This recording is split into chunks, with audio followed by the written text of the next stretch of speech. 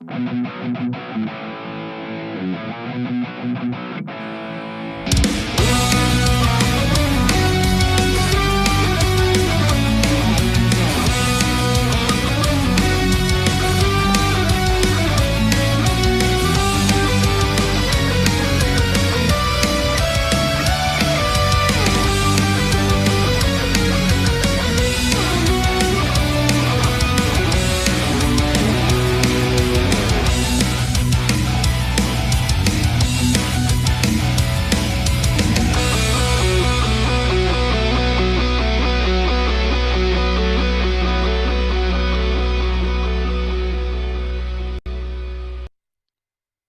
up, Tutorinos? Welcome back to the Game Addicts Podcast, a show where we talk about the modern and retro video games that we play and collect.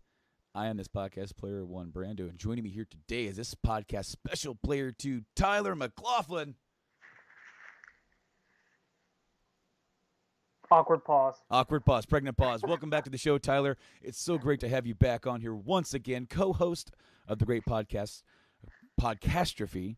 That's kind of hard. It's hard to say Podcastrophe. You almost just have to accept the fact that it's a great co-host of Podcastrophe, a podcast about whatever you guys want whatever hell you want it to be about.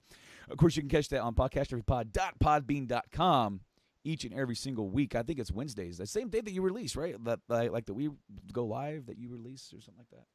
No, we record on Tuesdays, and then our show drops on Thursday. There's a lot of really cool stuff going on over there, though. You guys got some other cool shows that are hitting the feed. Of course, you can check that out on iTunes and Spotify, and you guys also have a YouTube channel and Facebook channel where you guys go live as well. So be sure to check out all of Tyler's cool stuff and projects they've got going on over there.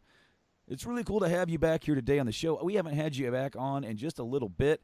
Things have been kind of going on in our world. Mike is not here today. He was supposed to be, but of course, it's interesting because we kind of have talked about it, but haven't addressed it. We've talked about it on shows that haven't aired yet. And what's going on? Well, Mike kind of has a medical condition with his sinus. Mm-hmm. And he's had a surgery before, last summer. And he was actually on a show pretty much not long after the surgery and suffered through it. We had a friend on from the UK. It was really cool to have him on.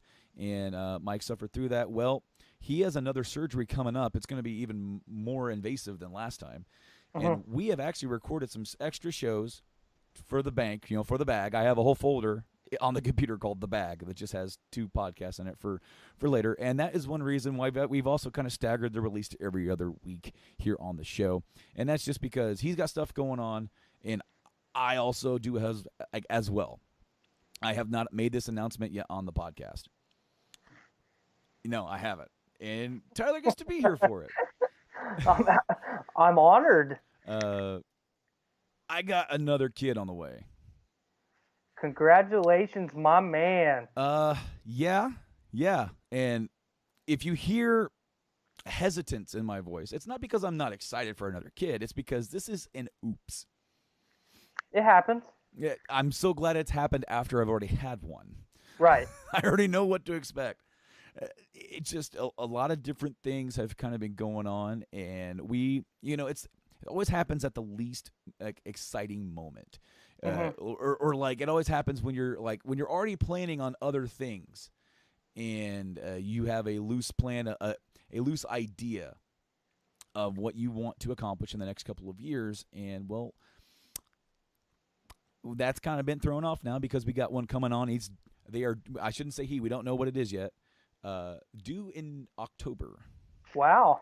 That'll be here before you know it. I know, man. I know. And she's going to have to be pregnant for more of the summer this time around, which is, I'm sure, going to be a blast. But that's kind of what's going on in my world. It's going to affect the show somewhat. I'm not sure exactly how. We're going to figure out when we get there. So, but Tyler, we have been planning on having you on. You messaged me earlier in January about coming back on to talk about some of these great games that have come out and what we've been playing. And we had to move some planets around, align them to get you back here on the show. I'm so glad to have you back on. And what have you been playing that you wanted to talk about? Well, the last time that I was on the show and towards the tail end of 2018, you and Mike and I had talked a lot about kind of getting together and powwowing, basically this first quarter, because there was so much hitting the market in such a short amount of time between Resident Evil and Kingdom Hearts, and then you've got kind of one that I expected to be great, but not a lot. There's a franchise that a lot of people still aren't. I don't want to say educated because that's not the right word, but not really exposed to with the Metro series. That game released, and I haven't seen a bad review for any of it. Most people are saying that it's the best game in the franchise so far. And then obviously Kingdom Hearts 3, and then Anthem. You had Apex come out of nowhere. Not a lot of people expected it to challenge Fortnite or PUBG the way that it has. And then you've got Sekiro coming out towards the end of this month, I believe. You've got Days Gone coming out next month, starting quarter 2 there. So there was so much packed into the first couple months that I couldn't contain myself, and I had to be back on the show. But not an expectation of myself, because I'm pretty sure I've gone on record on your guys' show saying that I would never be caught playing a Battle Royale game. And I have played Apex an unhealthy amount since it released. I was adamant against it for, let's say, the first week that it was released. And one of my good friends, he talked me into playing it, much like one of my other good friends talked me into playing Rocket League. And my good friend Andy Dietrich, right there in the chat, he's the one that talked me into Apex. And from about the third time that I played it, I was hooked. I was a big fan of Titanfall, of the Titanfall series. Mm-hmm. Seeing what Respawn could do to that game, going from the first game to the sequel, was just incredible. And now they've got a little bit more capital, and this free game is better than a lot of the games that I've paid $60 to $80 for in the last 2 years. So I can't say enough about it. Well, I mean, I've heard a lot of stuff about it too. There's a coworker that we have working with us right now. He's a second shifter. He's on days until May, I think. And he is loving this game. He is trying to get us to play it. It's not that I don't want to play it. It's a matter of I have no way to play it because I no longer have any online services on my consoles. Really? Yeah, they're gone. I disabled it because I had not been using it. I have not been utilizing the online modes. I haven't been doing anything with that. It just got to a point where I really haven't been caring too much about the free games that I've been getting on PlayStation Plus. And as before, I've let it go before, and I'll get it back at some other point. But yeah, this guy, his name's Kevin. He's digging it. Yeah, he loves quick stuff like that he can just jump into. He's got kids. So at 3 o'clock in the morning while he's getting up and before work, he's just been sitting there and playing some Apex, and he's told me all about it, and I'm like, I'm very happy for them, because this kind of came out of nowhere when this dropped. And Respawn is are they the studio that is making the new Star Wars Fallen Order? Is that the studio that's doing that? I believe so. I'm not 100%, but I'm more than 50% sure that Respawn is the one doing it. Nate dropping by to say hello. Nate, thank you for tuning in, my man. I'll be seeing you on Monday. I'll be seeing you on Monday, my friend. I'm so excited. Metallica. Unfortunately, I am unable to attend Metallica. I had access to tickets, but I can't miss class that day, so I will be unable to attend. So I'll be living vicariously through you. I hope you guys really enjoy the greatest rock band of all time's performance. Oh, dude, I can't wait. It'll be the first time I've ever seen them. I had a chance 10 years ago to see them in Indy, and they haven't been back since. Of course, they came to Chicago, and tickets for this one was a little outrageous, but I was actually had the money at least for one ticket to be able to go. Whereas in Chicago, it was like, hey, I could get nosebleeds, but who wants to get nosebleeds, man? Right. Andrew replies in chat, Respawn is doing Fallen Order. I've also heard that one of the writers for KOTOR 2 and Fallout New Vegas from our good friends over at Obsidian is penning. He is writing the Fallen Order. Yeah, I saw that the other day, and I want to touch a little bit on like how unhappy. I was so excited for this first quarter for the industry this year, and most of that was because of the hype for a lot of the games coming out, but a lot of it was from disappointments that I had in games like Destiny. I went into Anthem with a really, really open mind. BioWare is not going to let EA disappoint me the way that Activision and Bungie did twice with Destiny. Bethesda turned its back on a lot of fans with Fallout 76, and I'm still pretty salty about that. I paid $80 for something that I played for 10 minutes and I'll never play again. I feel like Clint Eastwood in Gran Torino. I'm the get off your lawn guy, or get off my lawn guy, because BioWare has such a storied history, and for people like you and myself, BioWare are a lot of the reason why we fell in love with modern gaming. I'm a classic. Hold on a second, I'm being visited by my child. Oh, thank you for showing me your pajamas. It's all right. Thank you. Okay, we're on a podcast. My kid wants to podcast with me all the time, by the way. She just recently started doing it, so that's cool. I'm really happy that she's not like, oh, there's a camera, I don't want to be in front of it, Hi. Say hi. Okay. But yeah, so BioWare is so important for a big portion of the fan base, and then you have the people that were not quite teenagers yet when Mass Effect 3 came out, and then when certain people got disappointed by Andromeda, I myself not being one of them.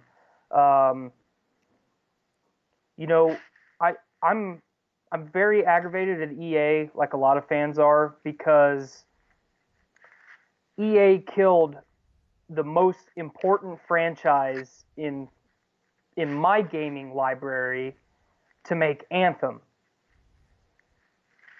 And then Respawn takes a little bit of EA cash, releases the game for free, and it's one of the most fun games that I've played in the last 5 years. So we're in a weird place in the industry right now, I feel like. We are definitely, and with talking about Anthem, I mean, Anthem was made by the main studio of BioWare, and now the only one, because they killed BioWare Montreal, which developed Andromeda. And the only negative thing I can really say about Andromeda is it was just too big for its britches, where it was like, we want you to have this big, open, and vast world full of things to do, and it kind of gets repetitive over a time. And to where, like, I liked the game. I thought it was like a good solid 8, right? And when it comes to, like, wanting to replay it, like I've replayed the other Mass Effects so many times, I haven't really been quick to jump into it just because I have to redo all of the mind-numbing stuff through the planets, where you just got to drive all the way over there to do this one thing, and you go all the way back over there, leave the planet, get another quest, come all the way back to that one planet. And there are aspects I loved about Andromeda. And in fact, Andromeda, I don't want to put too much stock on reviews, but reviewed better than Anthem. And I did play the big open beta for Anthem. I played it with your co-host Blaine, good old Blaine Tyner from Podcastrophe, and my co-host Mike. We all got grouped together and played it. And later, Andrew, leaving us now, but it was everything that I thought that it was going to be, and that was, the gameplay is really good from what I played. I went right into it. It felt right at home for me. It felt like, Mass Effect style gameplay turned up to 11, where you can fly around and do all this crazy stuff.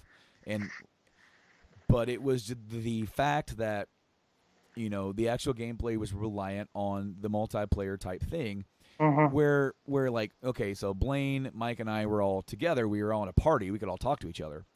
But, there are times where, like, you're going to be just with people going all around, you're doing something, and then if you're with random people, they just fly off. And you're like, wait, what do I do?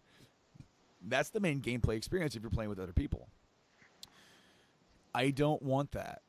I'm not a dude who wants to take my, spend time playing with other people to enjoy a story. Mm-hmm. And I knew in my head it's exactly what it's going to be. Little did I know that Anthem's story is kind of bare bones. Mike's not happy about it. Mike got it for free on PC because he bought a new graphics card, just like Blaine did. And he's played through the story. He just beat the story, and he goes, "There's a lot of story and lore. It's all in codex. It's all in that stuff, but nothing. Like, you are left wondering about a lot of stuff. You have to go look it up yourself." Mm-hmm. And it doesn't sound like the BioWare that I used to know. Right. And I completely understand why they would want to make a game like this, because, they are a studio that have specialized in making great single-player RPG experiences. They've dabbled in some multiplayer. They've made some pretty cool multiplayer experiences with Mass Effect 3's multiplayer, Dragon Age's multiplayer, and even Andromeda's. Very, very successful multiplayer in Mass Effect. Yes.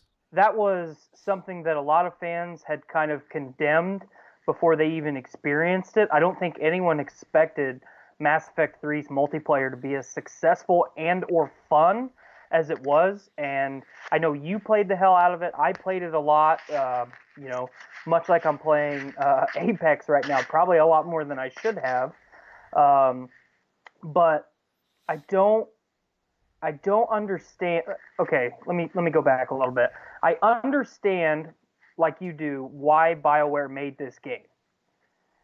I understand EA's stance on the market currently that single player is not the route that studios and developers should go. In their mind, it's a dead experience. They want to capitalize on as many people as often as they can. So I totally understand the business model that they're trying to pursue.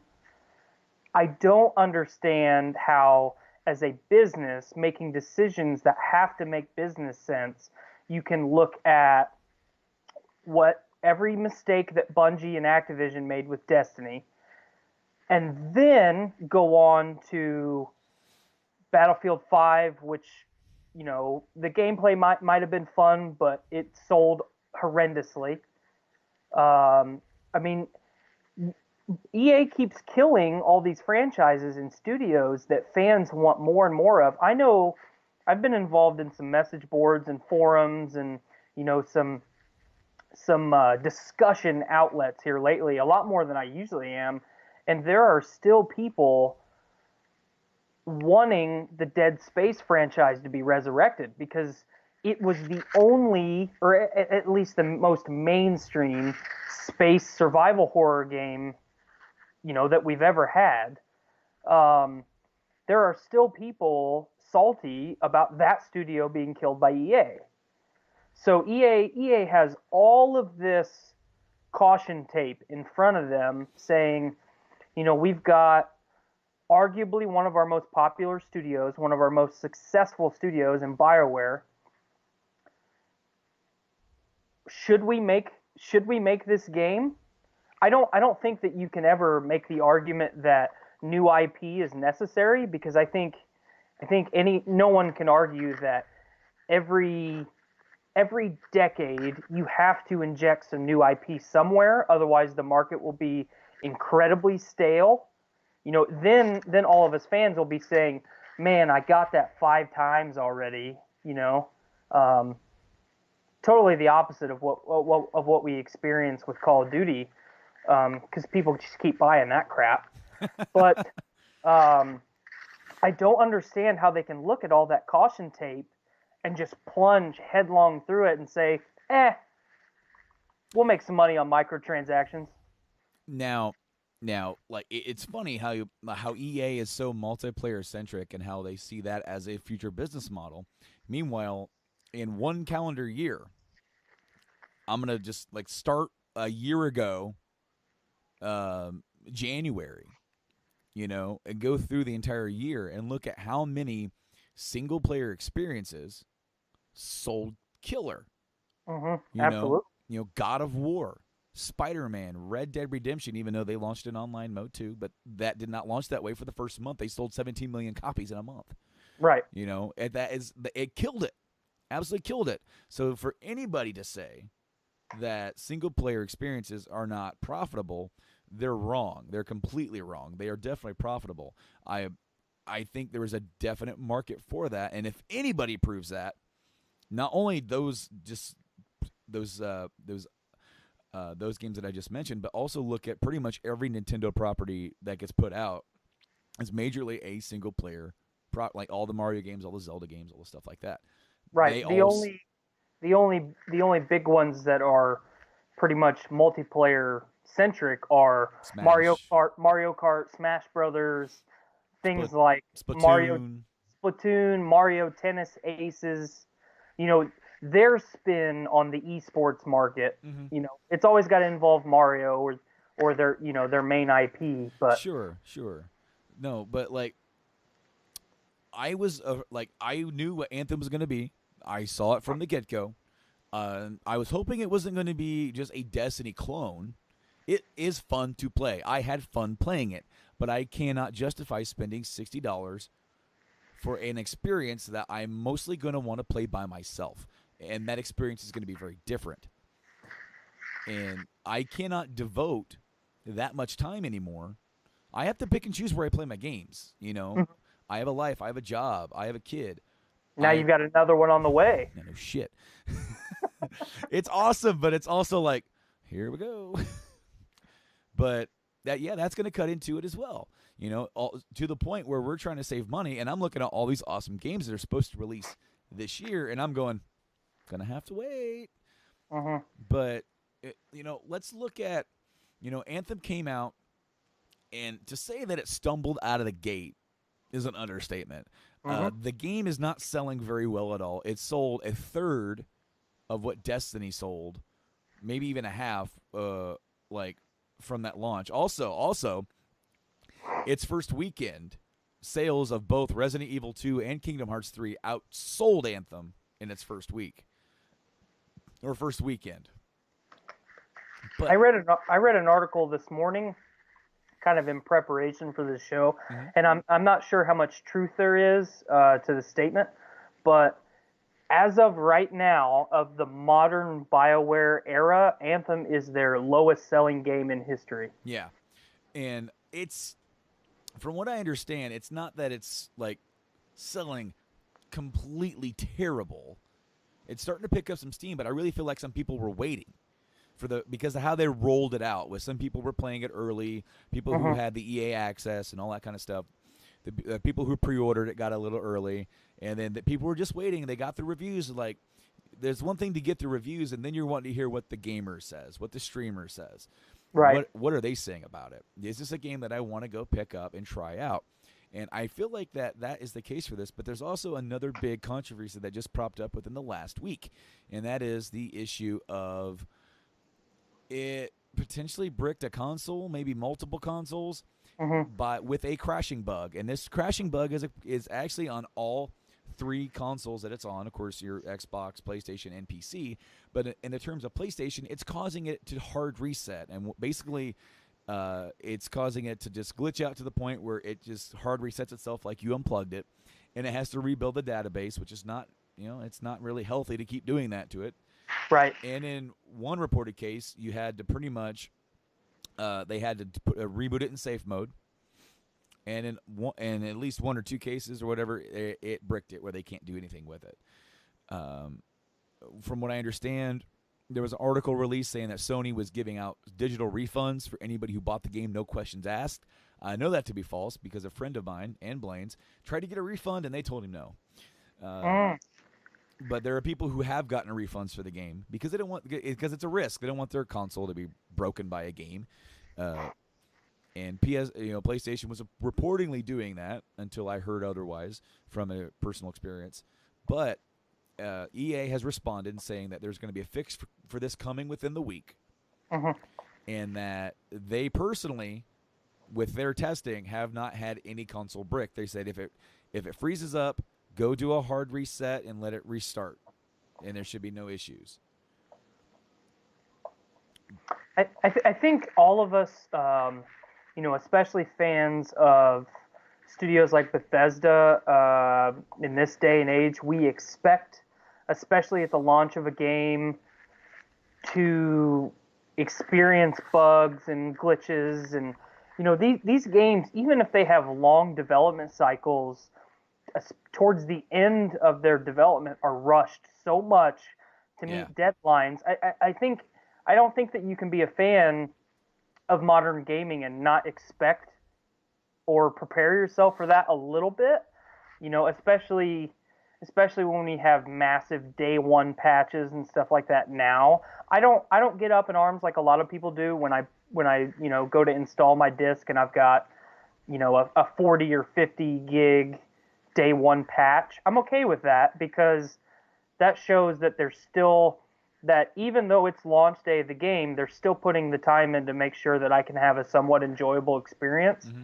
I saw this report about the bricking come out, the day that it was, headlined, and then almost immediately after that, I saw that, well, it's not happening to Xbox. Maybe you shouldn't play on PlayStation. I saw a little bit of kind of corporate espionage or subterfuge going on there. And then within 24 hours, I saw that it was happening to Xbox too. So this is a situation where all of the apprehension that I had for the game, and then I played the beta like you did. I played it with some people on Xbox, and I did not enjoy the gameplay. My frame rate was about, so when I played the first couple days of the beta, it looked like the game, which is supposed to be beautiful. I'm playing it, as close to true 4K as I can get, and it looks like my kid drew it with a crayon because the frame rate was so low. And I don't know if that was an issue with my personal console, my internet at the time, with bandwidth getting hogged and whatnot. I can't say because I don't have that information. But I felt that the controls were very clunky at first. I almost felt like I was playing a Rockstar game. And then I played the game for 45 minutes and did not know how to fly. Oh, really? See, Yep. that's the first thing I figured out how to do. I was like, how do you do it? And it was like, boom, and I did it. It was. I jumped into a mission and I was like, okay, let's do this. So we flew right off the pad, and then we landed, and then we did some stuff, and everybody with me got up and flew away, and I was standing there like, okay, well, I'm gonna run, and then I couldn't catch up to him, so I didn't have an opportunity to even figure out how to fly because I just kept getting teleported farther and farther into the mission. And I have an uber long load screen every time that happened. So my first experience with Anthem, something that I was going into very open-minded, was not very good. So I watched Blaine play it some. I started watching some other YouTubers and streamers play it, and I can appreciate how pretty the game is. Watching it in 4K on my TV, I can appreciate how quick and responsive and tactile the gameplay is.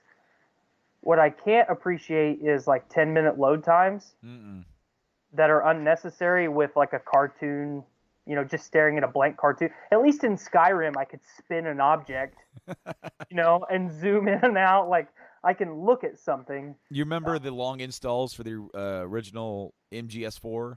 Before you can install the full game, they made you wait for 2 minutes, and there was just Snake sitting there smoking a cigarette, and then he would like tap it and would be like, "Don't litter, don't be like Snake." Right. Yeah, no, the load times were pretty ridiculous. The gameplay to me felt, it was a little clunky, but it also felt very Mass Effect-y to me.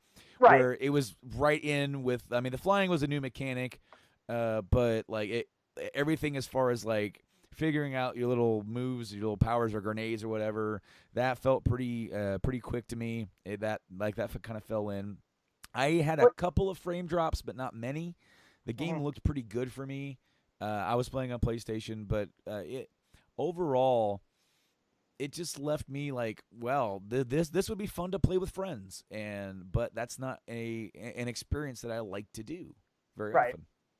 Well, if Anthem had the caliber of story that any of BioWare's last 8 titles have had, yeah, even as weak as some people say that Andromeda's story was, if the story was comparable to any of those, then I would love to play that with my friends. You know, if the game would run on my console. But when I'm choosing a free to play game over a game from my favorite studio of all time, that speaks volumes, in my opinion. After like you, I went into it open, but I also didn't pre-order it. I wasn't going to do that, not because of Andromeda. This is entirely separate. I was looking at this going, I don't want to play this kind of game. Right. It's up to them to make me want to play this kind of game.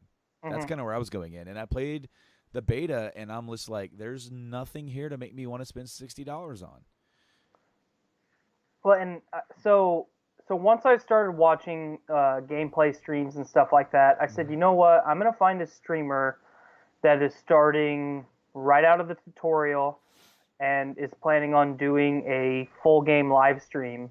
And I'm going to watch it. I'm going to spoil myself of all of the big plot points and all that. And if watching this, I have enough emotional attachment to the story that I'm seeing play out, then I will say, you know what, BioWare, I'm going to do it because I want you to survive. And I watched the game from start to finish, and I had none of that.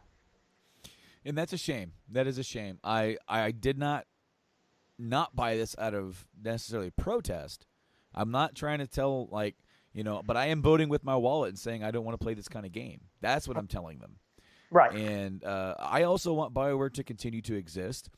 It makes me worry slightly because, after this game, it's like they still say they've already announced Dragon Age. They said Mass Effect has, there's something cooking there.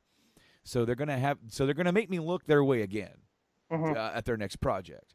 But after seeing this, after hearing about the story, and then hearing how kind of just empty it is for a BioWare story, right? I want to note that I'm not trying to say that bash it without having truly experienced it, but for what they're known for and what they've now produced, it makes me worry about their more story intensive games like those other two that I mentioned. And basically, I want to get a blue trucker hat.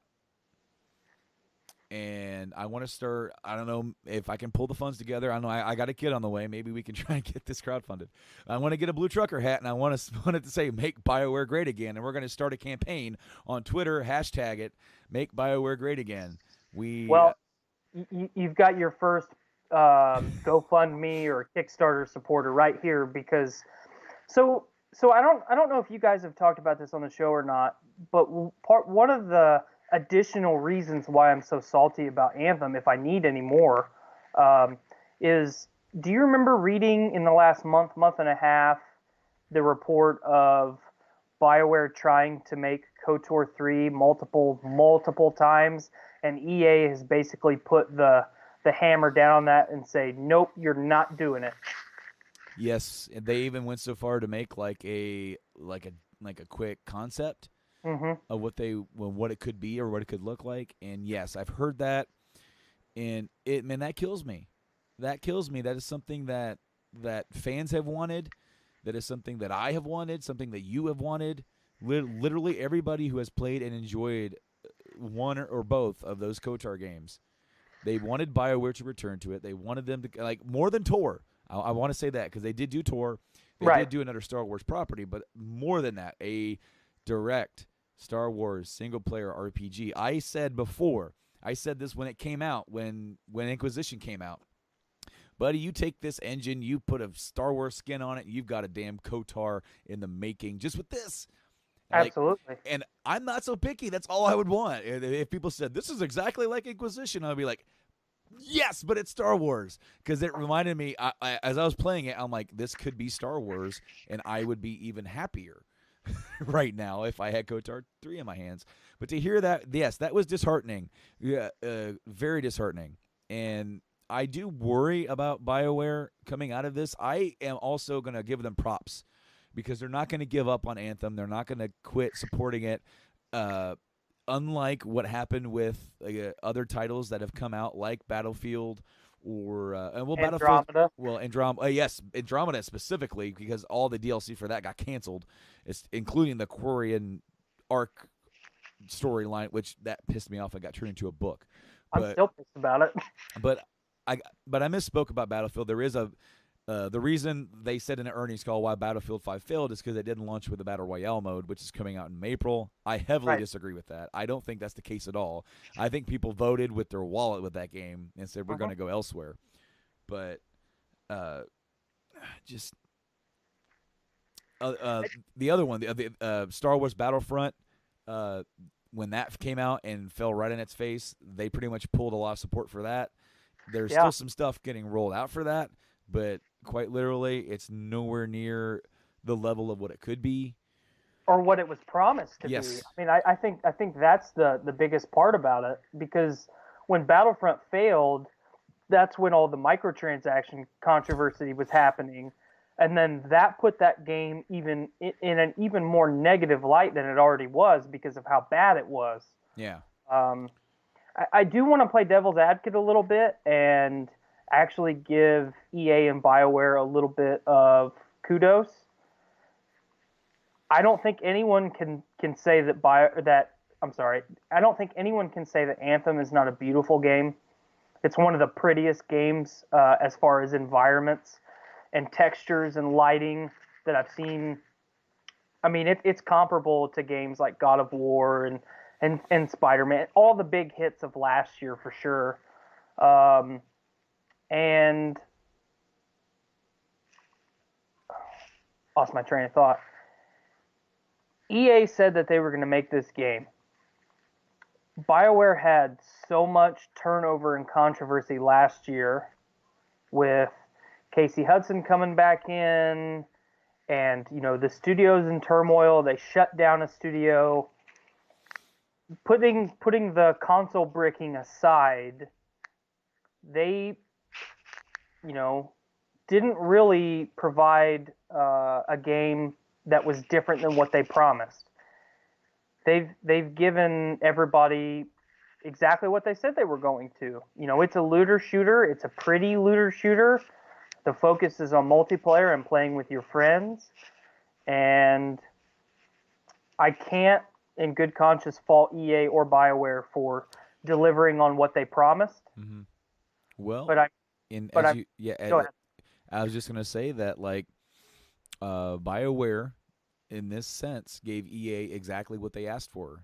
Probably, what they've been wanting in these big multiplayer games, and taking a genre which we now have two, like big ones, Destiny and The Division, in this style, and adding a third, which there's room for, in Anthem.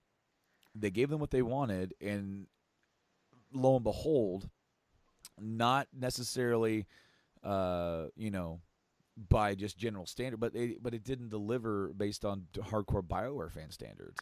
Right. And people are sort of, rejecting it on that front. But there are definitely a lot of people who are enjoying it for what it is. Mm-hmm. So I also want to give props to Casey Hudson for coming back to and I'm 99% these are his words, but going home, going back to the studio that he fell in love with and helped make successful, and trying to resurrect it like the phoenix from the ashes and make BioWare great again, like we talked about. Having so much controversy from the last two Mass Effect games and still being enthusiastic about a project that you basically had to save with Anthem, you got to give that guy a lot of respect. And with all of the Anthem controversy right now is, whether it's good or bad or indifferent, I don't think that matters. I think we need to focus on, we've got Dragon Age coming up, whenever that may be, whether it's this gen console, next gen console. I don't think it matters. I think there's enough BioWare fans that still have faith in that franchise and want kind of the overarching story that they started with Dragon Age Origins to finally come to a close, and I think that's going to deliver on that. I want to give props to BioWare for finally figuring out how to make the Frostbite engine work, because they have struggled with that since EA rolled that engine out and said, this is what you guys are going to use to make your stuff. It's all going to look great. And they have struggled with that engine from its inception, and they finally figured out how to make it work. So, for the most part, anyway. Mm-hmm. And then with Dragon Age on the horizon, the potential for KOTOR 3 to maybe be thought about now that Anthem is struggling a little bit, and BioWare can say, hey, look, we've wanted to make this, fans want this can make you some more money if you just let us make it. And then I've also heard some talks about the company that owns the rights to Dungeons and Dragons, Wizards of the Coast, working with EA and BioWare on resurrecting Baldur's Gate. Oh, that would be interesting. I also want to give props to the heads over at BioWare, like Casey Hudson and all them, for in the midst of all this Anthem release, okay, with the average rating be a 6 to 6.5, which mm-hmm. is, I want to reiterate, we live in an era right now that if a game doesn't get a 9 or a 10, it's crap. Absolutely. So a 6 is not a bad game. It's average. It's teetering on good. And yet we just crucify these games, So when you look at how the heads over at Bethesda, how have they reacted with the fallout from Fallout 76? Have we heard from them at all? No. We've heard nothing. Not at all. From PR people, the great, Todd Howard hasn't said a word about this, and yet Casey Hudson from day one came out and said, we're not giving up on Anthem. There are a lot of people who are enjoying this game, and we want to make this game the best game that we can make for those guys and for everybody else as well. And I really think that unlike Fallout 76, which probably at this point cannot be salvaged, Anthem can probably still be added upon and made a greater game. And, much like what happens with, I think it's definitely a rare case. But when you have a game get such a revival like Rainbow Six Siege, could that happen with Anthem? I hope. I doubt it, but I hope. Could this be a case like where the developers don't give up on it, even though it didn't deliver in this case with No Man's Sky, it didn't deliver on its promise. They didn't give up on it until they did. Until they presented you, this is what we originally wanted this game to be. Thank you for not giving up on us. I hope that BioWare can do that with Anthem. Will we see it? I don't know.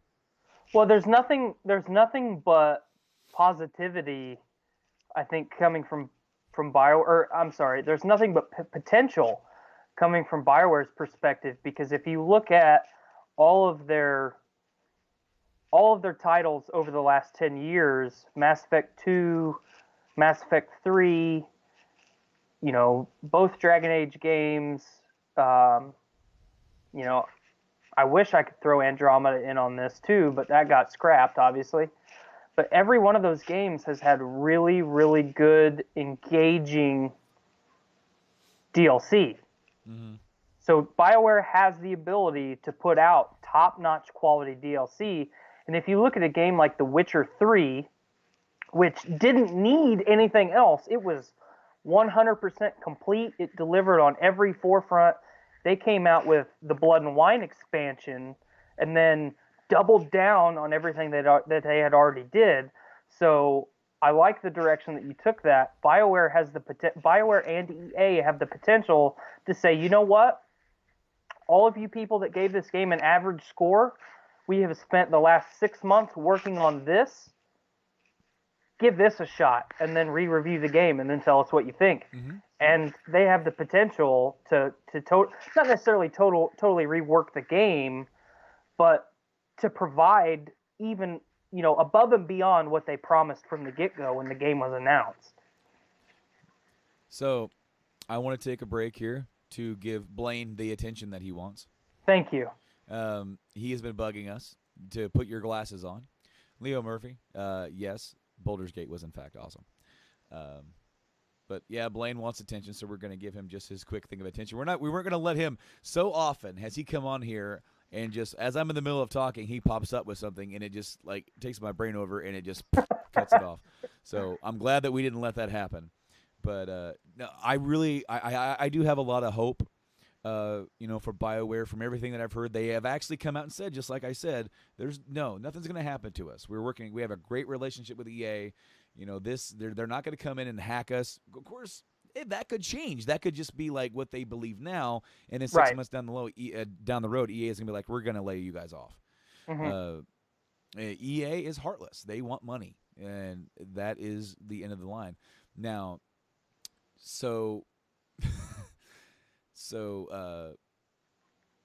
when it comes to Microsoft acquisitions, right? There's a rumor that they could be making another acquisition.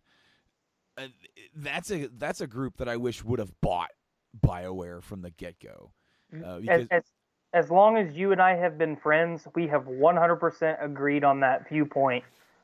We'd be in a totally different industry right now. So Blaine also wants us to say hi. Hi, Nazira. To his daughter. Hello. Thank you for watching.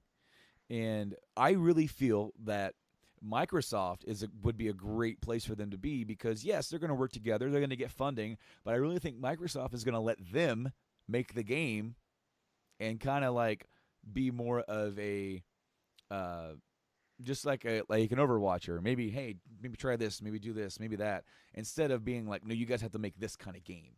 Right. I really don't see Microsoft as that kind of overlord, if you will. Mm-hmm. No pun intended for Mass Effect. Well, I kind of look at Microsoft right now as the Google of the industry because, hey, if you've got ideas and you're a free thinker and, we want everyone around us to better our brand, and we don't just want you here to make us money and toil like slaves. And with all the acquisitions that Microsoft has made in the last 2 years, you and I have talked at length on this show before. I've talked about it on Podcastrophe. Microsoft was in the trash can for a lot of people. Mm-hmm. And with the management team that they have, all of the people that are working with all of the studios that they have acquired and their original, stuff that they owned, they have worked day and night really, really hard to bring back the fans that they've lost. And, I turned my back on Sony when I probably shouldn't have. Sony earned my business again with the PS4, and I'm really glad that that's what I went with first. And then Microsoft has, I have a better opinion of Microsoft now than I did before I turned my back on Sony. You know what? My opinion of Xbox has never been higher.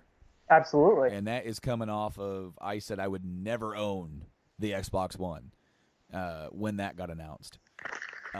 But really quick here, I want to read this article from our friends over at comicbook.com, owned by the great GameSpot. Okay. There's a new Inside Xbox coming out here this month, and it's supposed to feature Age of Empires and its developer Relic Entertainment.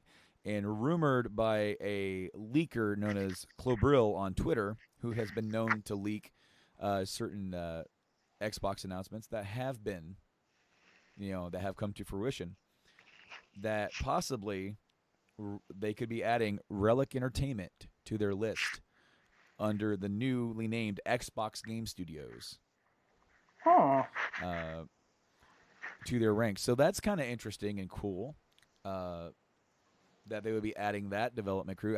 They used to be owned by THQ back in the day, and then they've been kind of independent since then. So I know Microsoft, they've been going out and they've been trying, they scooped up Obsidian, they scooped up Ninja Theory, some really great developers there.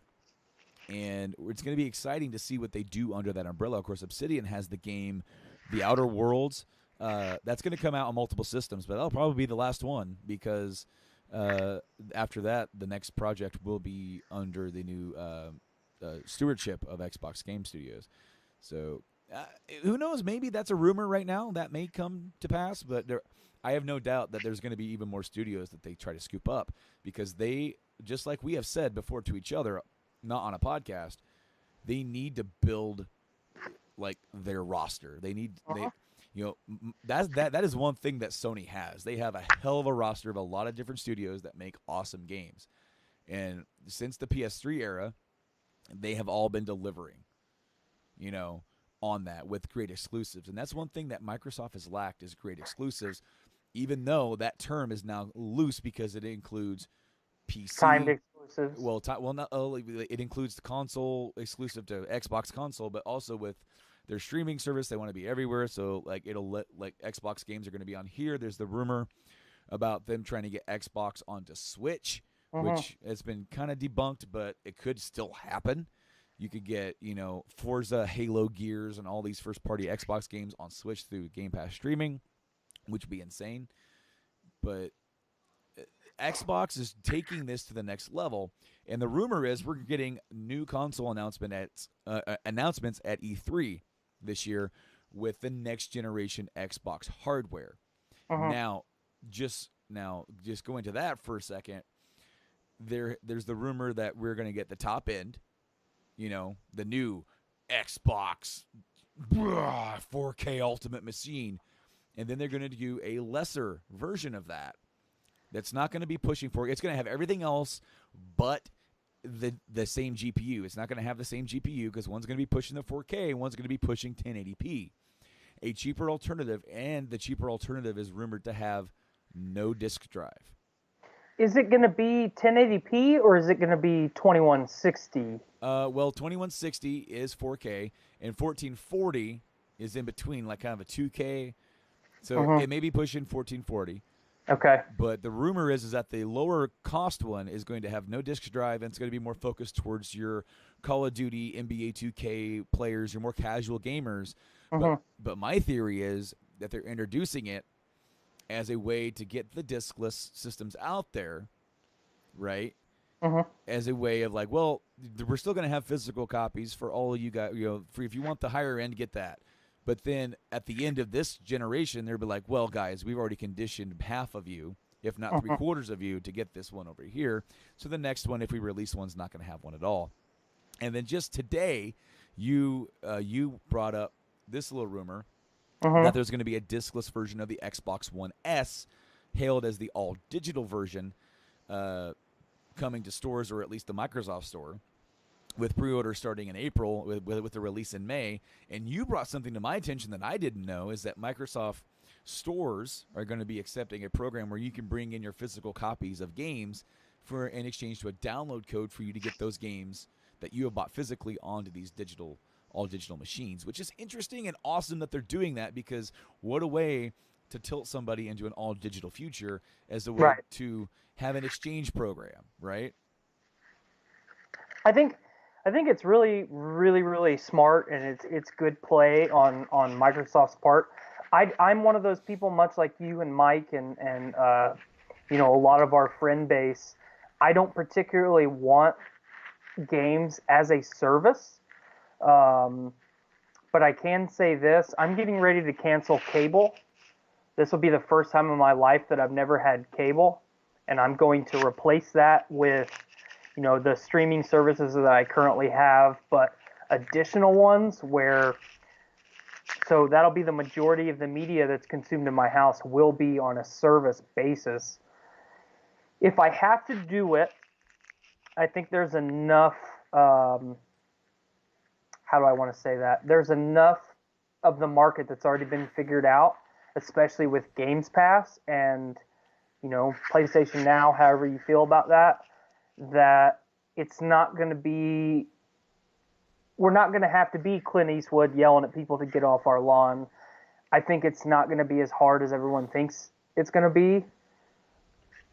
I never thought that I would go out of my way to get games digitally, and there's been a lot of games the last 6 to 8 months, year or so, that I've said, you know what, I'm on my couch. I don't really want to get up and drive to Walmart or GameStop or what have you to buy this, because I definitely don't think it's going to be a kind of a collector's niche. And I've spent the money and bought it digitally, so I've gone against the stance that I had, where I don't want them to maximize profit anymore by selling me a digital item. But I'm also the guy that'll spend $10 and buy cosmetic DLC for Mass Effect 2 and Mass Effect 3. So yeah, it's kind of a double standard type of deal. I know that Mike just recently got Games Pass for the PC. He's loving Forza Horizon 4, and they keep advertising the DLC, which you can purchase for the stream version of the game that you've downloaded. And he is tempted every single time he plays it, which would be funny. He'd be buying digital content for a game he doesn't own. Right. So that's where the thing is for him. He's like, I have no reason to own Forza yet because I'm still have my Game Pass subscription on. I'm probably going to keep it, but then I'm buying digital content for a game that isn't mine. When Game Pass was launched, you basically convinced me to get it. It didn't take you very much, it didn't take me very much convincing on your part. But I got it, and I told myself, I'll have it for, maybe a month, maybe 2 or 3 months, and I'll kind of see how it goes. And I have had it since that month, since I used my free month and I got the next month for $1. I have had it ever since. I've gone back and played games from my childhood like Banjo-Kazooie. And I told you about the time that I played Metal Slug for like 9 hours straight. I got farther in the game than I ever had in history, or in my personal history. I've got a lot of personal enjoyment out of Games Pass, the last 6-8 months. And I don't see myself letting that go anytime soon. So if Microsoft continues to make sound business decisions the way that they are, I'm at this point right now where any studio that they want to acquire, regardless of who it is, they've got my support. Same. I don't think that they're going to be able to pull anyone away from Sony. That's just not smart business. But with as friendly as Nintendo and Microsoft are being with each other, who's to say that Microsoft and Nintendo don't partner on something down the road? Microsoft and Nintendo are pushing this pushing this perspective right now and trying to convince Sony that we're all sharing this. I mean, you say that, everyone says that we're competing against each other. We all own a finite amount of the market share. You can sell all the consoles you want, Sony. We're doing pretty successful after everything that we went through just by letting people pay $10 a month and have games. So, I don't know. It's going to be interesting to see where the market goes between the hardware and the software the next 2 to 5 years, because I totally agree with the majority of people's stance that this upcoming console generation that we have will be the last one. It's going to change. It's definitely going to change. And, there's rumors that we're going to get a PS5 announcement this year, for release of next year. Same with the Xbox rumors. But there's also some rumors about the final 3 PS4 exclusives. And, of course, I'm talking about Death Stranding, The Last of Us Part 2, and Ghost of Tsushima. Games that were heavily featured at last year's E3 for Sony. Sony's not being there this year. And that's because of the rumor they're going to have their own thing this year, possibly with their console reveal.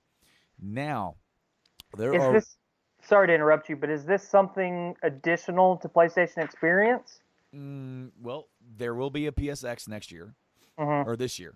Yes. Yep. The rumor is that it's going to happen probably near the end of the summer. Okay. And it's going to be like, hey, kind of like when they did the PS4 reveal, where this is the kind of stuff that's going to be on it. Here's maybe a game or two, and here's the updates that we've done. Stay tuned for PSX, where you get the mother load for what we got coming for the launch or whatever.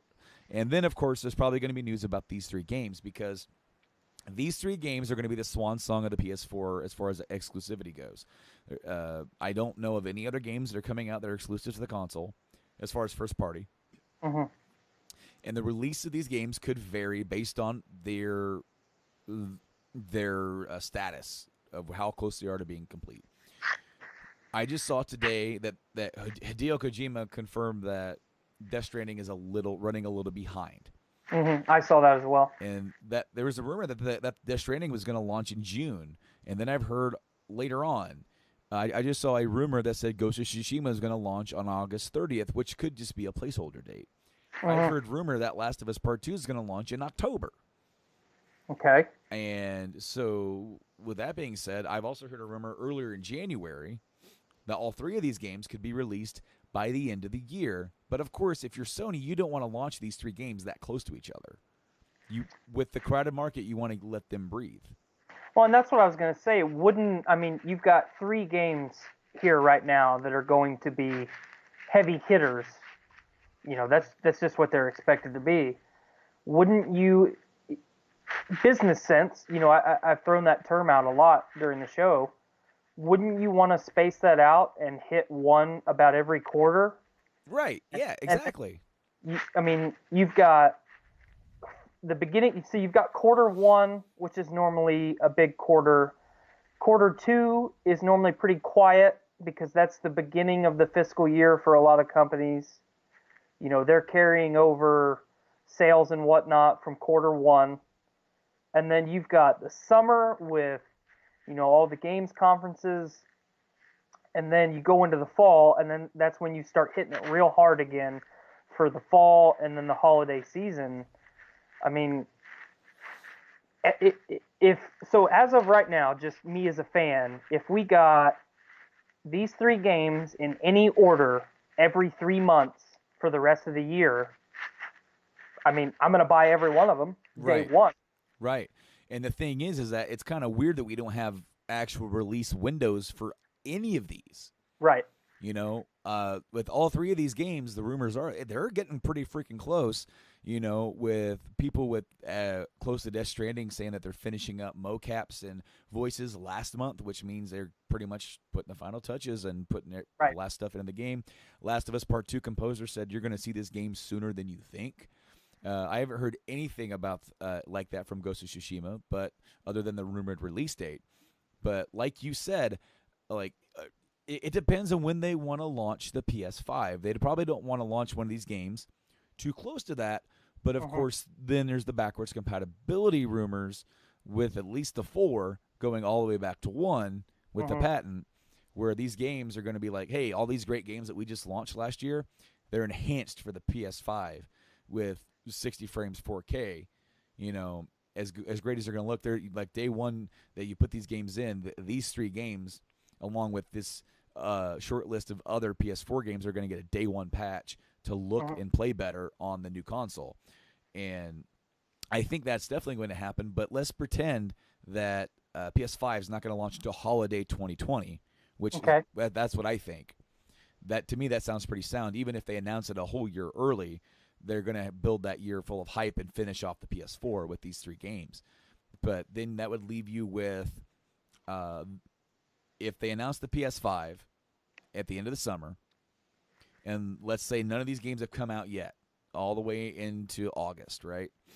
That leaves you with the fall, the fall of 2019 to release one of these games, whichever one is ready. And then that leads you into the spring of 2020 where you could release the next one and then close out the beginning of the fall with the last one, and then you go into November with your starting lineup for the PS5.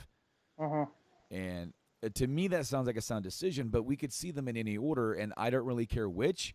I just want all of these games look amazing, even though with as little as we know about Death Stranding, even the people who are participating in this game don't know what this game is about. They have to have stuff explained to them. That like Kojima's gonna mindfuck us all the way through it, and I know it. Oh, absolutely. But like I'm still excited to see what's going on.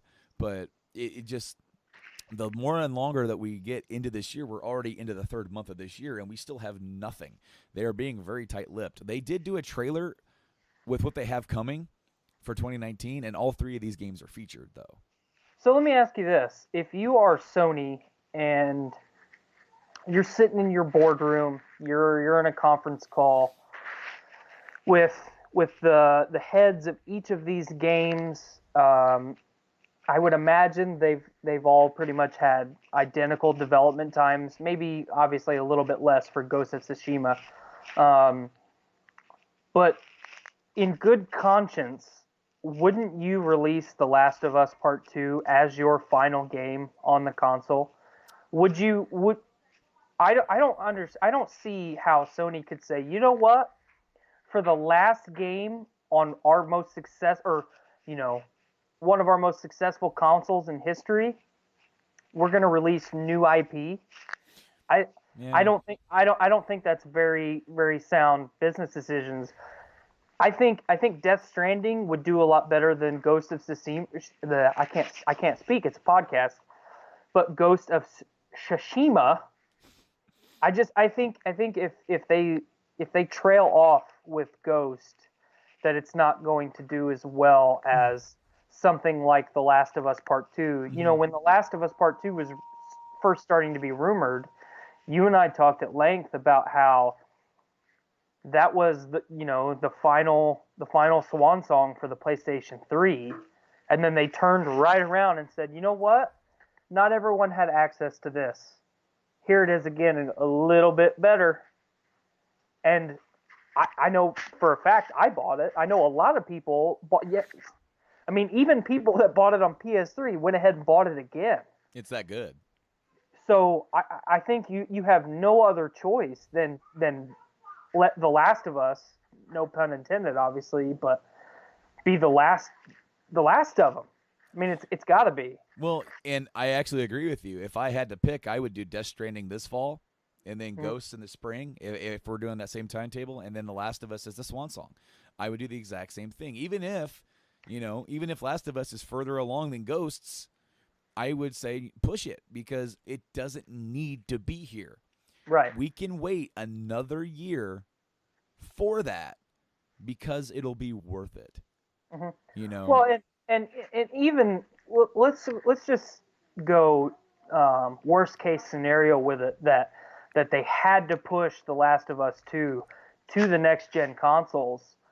I think there's enough of us that are fans of the franchise that we would accept that, because for fans like myself, and I'm not going to speak for you, but when I played The Last of Us, the first one, I didn't rave about that game for the gameplay. I raved about that game for the experience that I had from that opening sequence until the final one. I played that game and was involved in that game a lot more than a lot of the big blockbuster movies that, I've paid $90 to sit in the theater and watch, with my $10 movie ticket, my $80 in concessions. As per Tyler, yeah. Right. But if Sony and Naughty Dog have to have more time to give me an experience like I had the first go around, I'll wait as long as they need. Same. It's obviously Naughty Dog's going to give us what Naughty Dog's going to give us. I have no doubt that this game, even after what we've seen, is going to be intense. Its story is going to be next level. It's going to challenge your emotions. because that's what these guys do. It's funny because before The Last of Us, I wouldn't say that Naughty Dog had put out a story that was really that gripping. Right. But then they did Uncharted 4, which is the most emotional, gripping game of the 4. Mm-hmm. Which is funny because, like, that series to me was always like the action movie series for Sony. It was like, this is just a fun thing, and we're going to go in there, we're going to have a fun time. He's going to make some jokes and some wisecracks. It's going to be just a fun experience to do. And then Uncharted 4 gave us that plus emotion that they had learned to tell that story with The Last of Us. So this game is going to do that in spades, I guarantee you. I cannot wait for any of these games, to be honest with you, but more so even for that. I want to see more of Ghost of Tsushima because that's the one we've seen the least of, even though we know even less about Death Stranding. It is funny, but I don't want to see any more of The Last of Us. I've seen, I get chills still when I talk about the announcement from PSX with that first one, and then, of course, the gameplay that we saw at E3. So, if I've got to see anything else from The Last of Us, just give me some more of Ellie playing the guitar.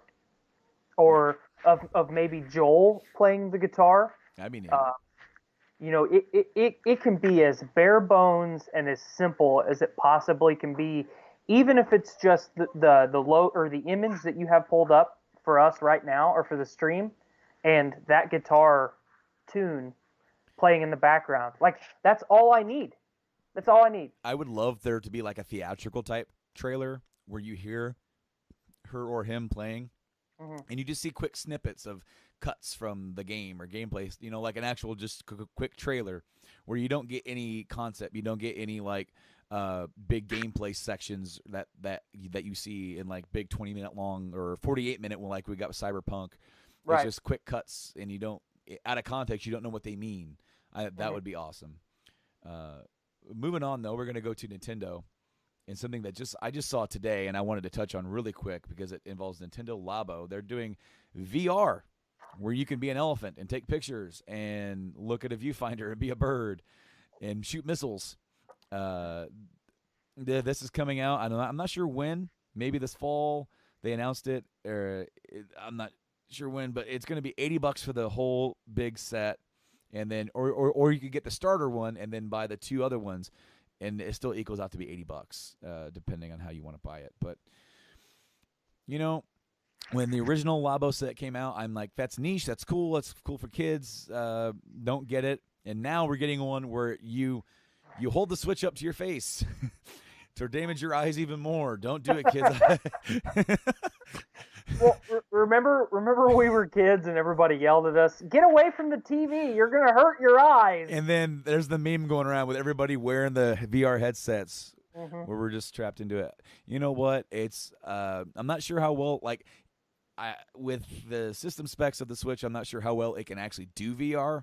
So doing it in a way like this where it's going to be pretty light on it to do it, it'd probably be the only way to. I don't really have much to say about it other than here it is. If you guys want VR on your Switch, it's just the way to do it. Well, I want to bring this up again because when the Labo was announced, I can't remember if we said it on your guys' show or if you and I just riffed about it at work. But Nintendo is the only organization in the world that could say, you know what? Here's some cardboard. It's more expensive than regular cardboard, but it says Nintendo on it, and you're going to like it. And I go, you know what? By God, I want me some of that cardboard. Nintendo is the only organization in the world that can sell me cardboard that way. And I, as niche as you said, and just one of a kind as the Labo has been since it came out. I think this is really, really cool. I can't do VR because I get really bad motion sickness. Otherwise, I might actually purchase this for my Switch. But I think it's really cool. I think there's a lot of people that are going to see this and go, you know what? I think I want me some of that cardboard too. And then they're going to have a lot of fun with it. You know what? I mean, as you said, they're the only people that can get away with it. And, and I think I said it to you then. Leave it to Nintendo to have one of the hottest selling consoles. It's going to probably surpass the Xbox One this year in sales with the Switch. Leave it to them to have something completely successful and getting back on track, maybe so to speak, and to bring back the hardcore gamer to Nintendo.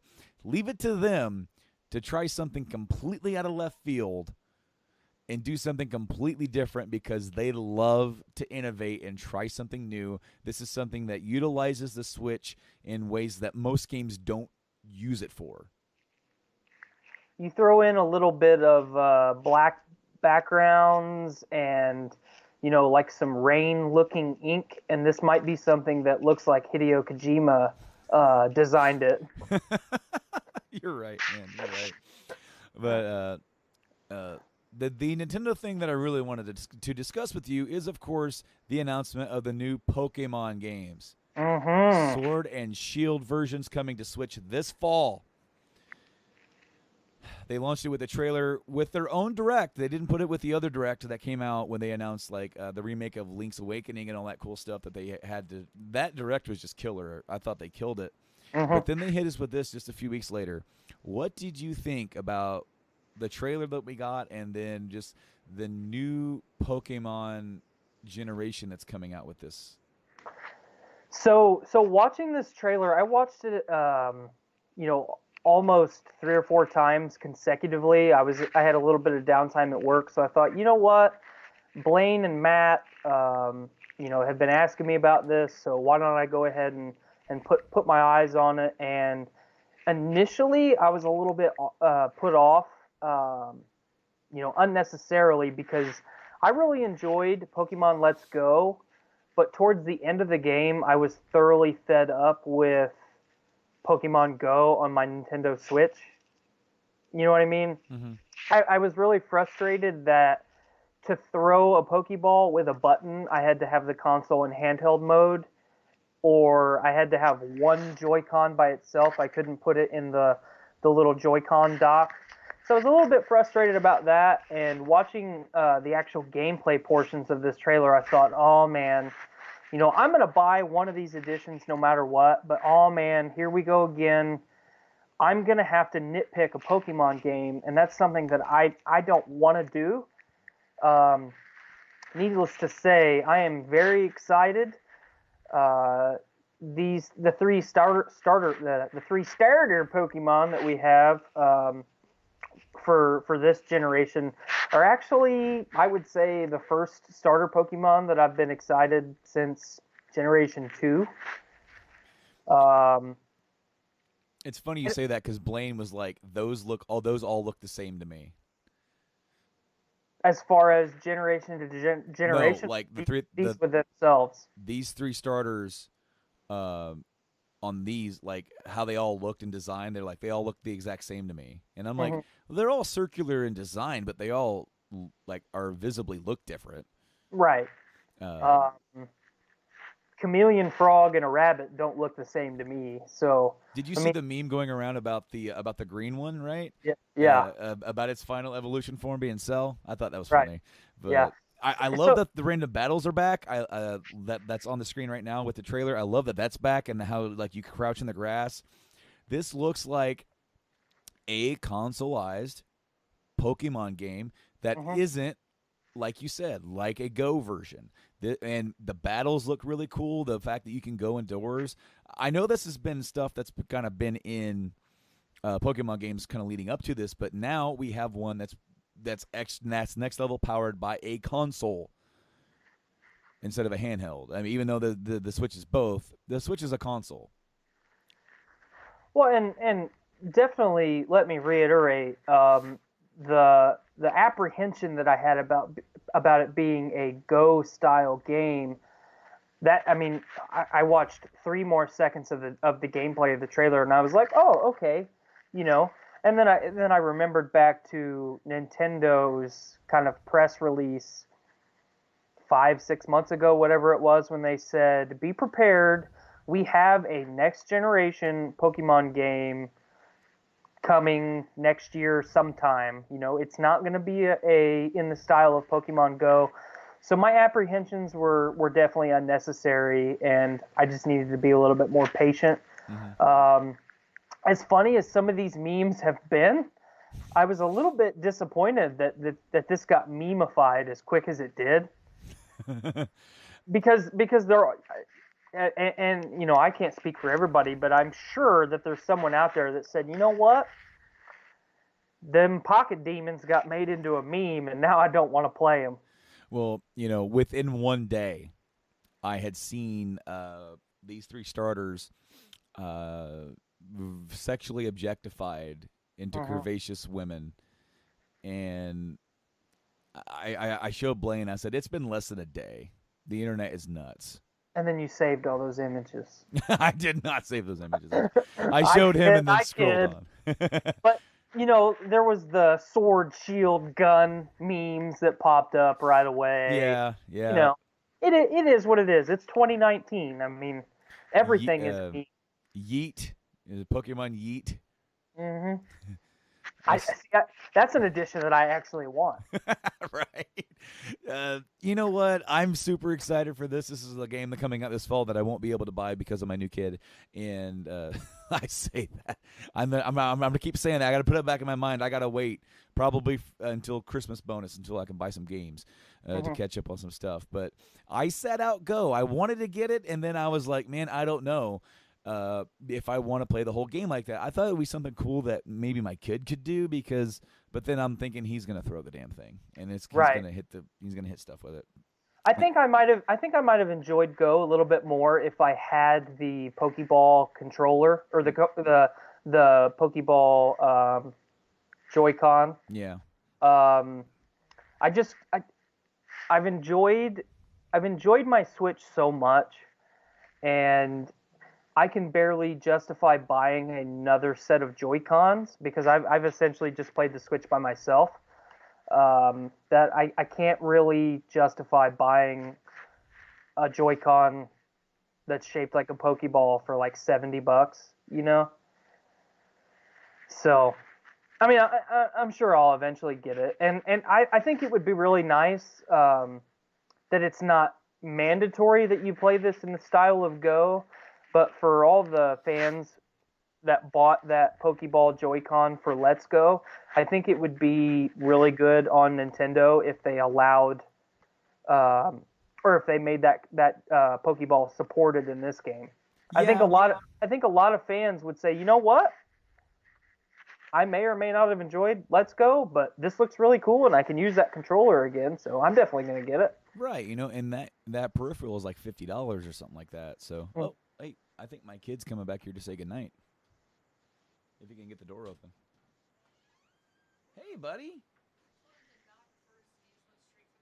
Oh, of course he did. Do you want to come up here? Yeah. Daddy's talking to Tyler on the podcast. What's up? What's up, Wyatt? He says, "What's up?" What's up? Can you say hello? Hello. That's some rocking hair, dude. Yeah. Say thank you. Thank you. We're talking about Pokemon. Can you say Pokemon? Pokemon. Yeah.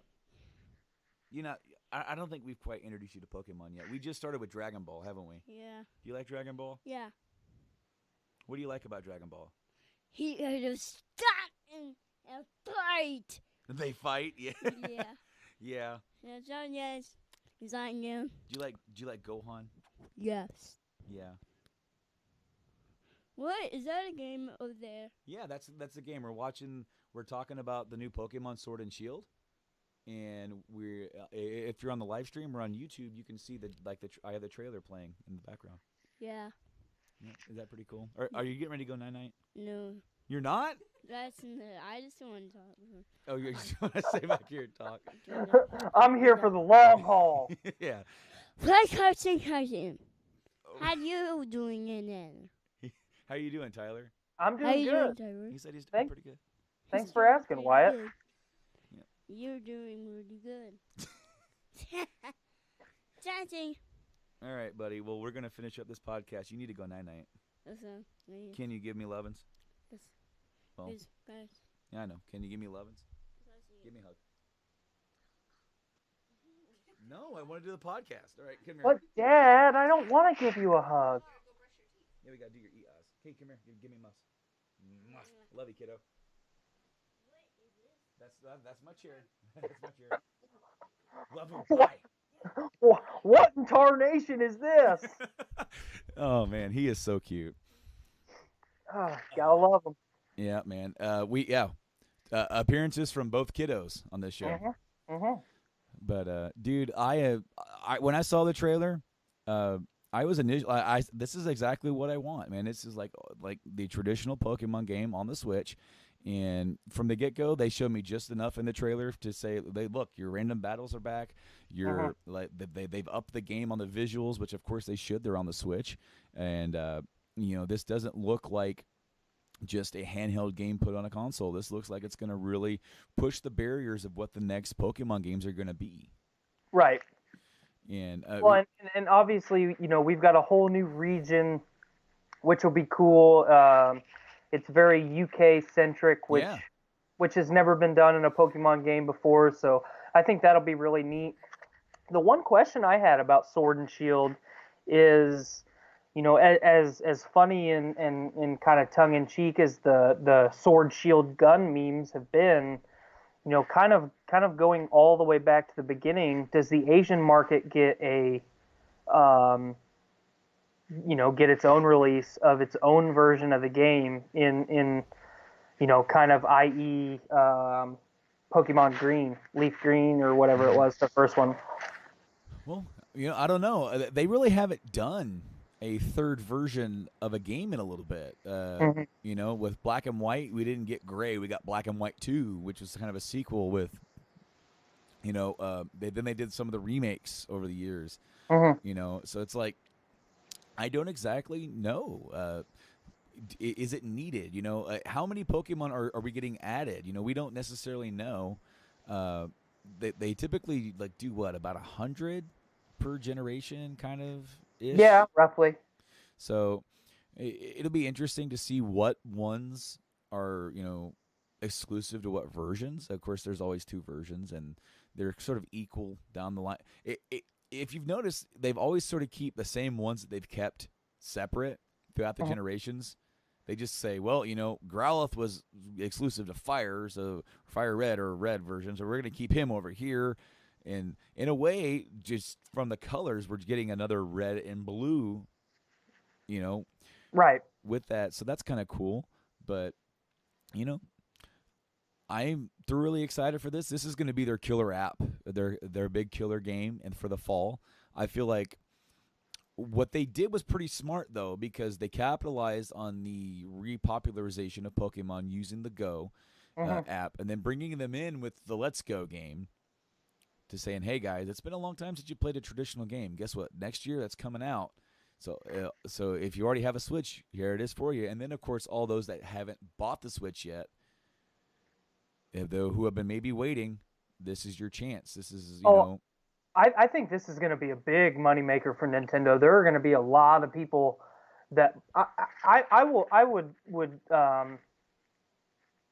easily say that as many people are going to buy a Nintendo Switch and any accessories for this Pokemon game as the same amount of people that bought a Nintendo Switch so they could play a new Zelda game.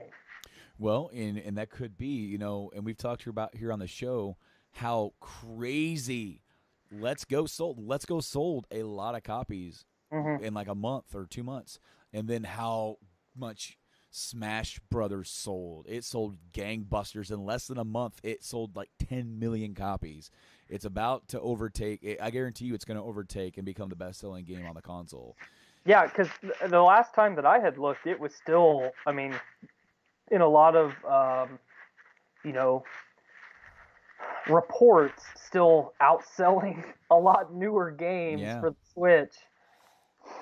The hopes are that this game is going to, carry Nintendo. Nintendo has a lot of exclusive games coming to the Switch this year. Not just, in Pokemon, but with the new Marvel Ultimate Alliance that's going to come out. That isn't a first-party thing, and that's kind of cool that they're getting that. But they've all, they are really pushing forward with some exclusive content for the Switch, and it's getting to the point that the Switch is now 2 years old. And it's crazy to think that it's sold. I think it's sold since the beginning of the year. Like beginning of the year, they had about 32 million. The estimated number for Xbox is for all the Xbox models is about 40 million, which is more than half of the PS4 sales. That thing's a monster. That thing's going to catch up and be over 100 million and be the number 2 selling game console of all time. I guarantee you. But so I want to backtrack a little bit, and we don't have to go super deep in it. I basically just want your opinion. But after the PlayStation 5 and the Xbox Maverick or the Scarlet, or of all the things that it's been rumored to be named, the next gen Xbox get announced. Does Nintendo answer and say, "Here's the Nintendo Switch with maybe a little bit more oomph"? Rumors are we're getting a pro version, but it's still rumors because a lot of the same chips and technology are into the Switch that are in the newer consoles using some of the it's not exact, but do I think that the newer version of the Switch would be comparable to the PS5 and Xbox whatever? Probably not, but it's probably going to be enough of a notch under that they could probably get those games to work on that. Just like we've seen ports of Doom and Wolfenstein and those kind of games be playable on the Switch. Some people have cracked it, and the idea behind that is that the architecture's not too far below of what the PS4 and Xbox One are capable of doing. So you just got to make it work. You got to go in there, and you're going to have to tinker with it and make it work, and it's doable. And you got some companies that have got it. You have some that don't. But I think it would be in Nintendo's best interest to stay concurrent with that. And it's like, you have all these Switches out there right now, and some people are like, well, why did I buy this thing? Well, that's because this thing is awesome, and that you don't have to jump into the new one right away. And in fact, all the games you already have for it will be playable for it. You can take your system in right now and trade it up into it, and your new console is going to cost you even less. And that's what they are going to be looking at doing with selling a Switch Pro. Is all the people who've already bought one, either going to buy a second one and give their other one to their child or to their buddy or their roommate or whatever and let them do that, or their other family member, or they're going to trade up into it. I mean, to me, as Nintendo, I would wait until those consoles are out and get a little bit ahead of that. And that when people are wondering, why aren't there new games? Why aren't these on the Switch? And then maybe 6 months to a year going, hey, guys, here you are. We've let those, they're going to let Nintendo sees themselves as like the accessory to those consoles. They don't see themselves as, well, people are either going to buy us or them. They're going to say, they're going to buy us along with them. So they want to give those guys that are going to buy those systems enough time to be able to buy those systems and get the games they want, and then to be able to say, well, if you want those games on the go plus all your other Switch games, here's another system for you and that's what I would do if I were Nintendo. I like it. I think basically at this point, much along the same vein as I said with Pokemon, I think anything that Nintendo does, at least for the foreseeable future, is going to make them enough money that they continue to have the opinion that they can keep doing the things that they want to do. And I think as a companion to that, fans like you and myself, I was on the fence about getting a Switch. You talked me into getting a Switch, which I appreciate because I've really enjoyed the time that I've spent with my Nintendo Switch. I went as far as to get the Nintendo Online service. It was $20 for a year, and I thought, you know what? I already pay $100 a year for PlayStation and Xbox. Luckily, I've capitalized on some deals with PlayStation Plus, so I have like almost 3 years of PlayStation Plus right now that I got for a little bit more than what I would have paid for like a year and a half of PlayStation Plus. That's good. So I got pretty lucky there, so I don't have to worry about that for a long time. But the only thing that the only real I guess complaint or nitpick that I've had with the Switch thus far is those couple things that I've had with Pokemon Let's Go, where some of the user interface, when I want to just use a button to throw a Pokeball, I can't. That's not a super big how do I want to put it? That's not a super big X in the wrong column for Nintendo. And their party chat, I have to use my cell phone. Yeah, that's not very well implemented. So whenever I play with my buddy Andy that was on here earlier, we just get on Xbox, party up there, and then I switch inputs on my TV, and then that's how we do it. Yeah. It's sad that we have to do that, but at the same time, I only had to pay $20 for a year of it. So, I mean, it's your pluses and minuses for sure, like everything else. Yeah, absolutely. If Nintendo releases a Pro Switch, I'm gonna have a hard time not buying a case for my current Nintendo Switch, giving it to my kid, and then buying myself a Switch Pro. I'm really gonna struggle not spending that money. Well, sure. And then there's the rumor that they're coming out with like a Switch Mini, which won't switch at all and take over the handheld market for when they're going to finally put the nail in the 3DS. I think that's smart on their part. Either fully transition to the current model that they have right now with the Nintendo Switch, or I don't want to say dumb it down because that's obviously not the right nomenclature, but downsize a little bit, optimize what you have for a kind of a smaller footprint, because people are going to buy it. I mean, I think we've thoroughly established that or Nintendo has thoroughly established that pretty much anything that they make right now, people are going to buy it. Even cardboard. Mm-hmm. Especially cardboard. Especially cardboard.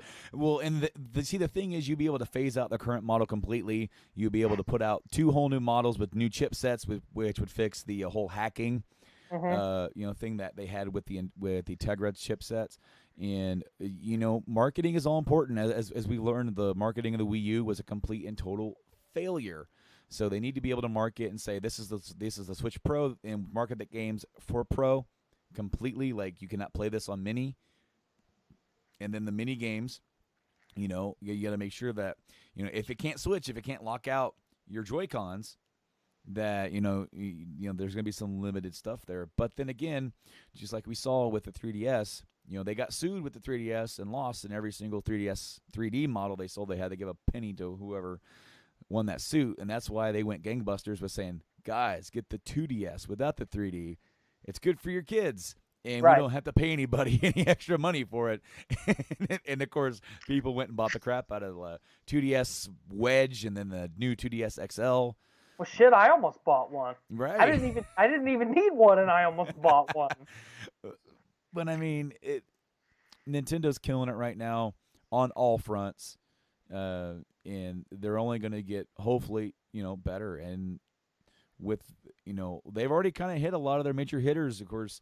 With your Marios and Zelda, there's rumors that there's another, not just the Zelda remake that's coming out this fall, but then they're already working on, like, the closure of the Switch is going to be another mainline Zelda game, just like they started it with. So the Zelda remake is going to be the 2D one, right? Mm-hmm. It's that 2.5 kind of like over the head. It's going to be the remake of the Game Boy Link's Awakening, which I marked out so much for that. I geeked out hardcore when I saw, like, okay, a new Zelda thing, and then within seconds I'm like, this is Link's Awakening. This is the opening Link's Awakening, and it's animated. And then I saw the gameplay, and it looks cartoony, but I'm like, it works. Completely work. I'm like, sold. My gosh. There's I mean, my first episode, or my first entrance onto your guys' show was talking about backlogs. I think that was my first episode on. Yeah. And I have spent a lot of time and effort working through the backlog that I've accrued over the last decade. And then, now we're now in, it's still Q1, 2019. Mm-hmm.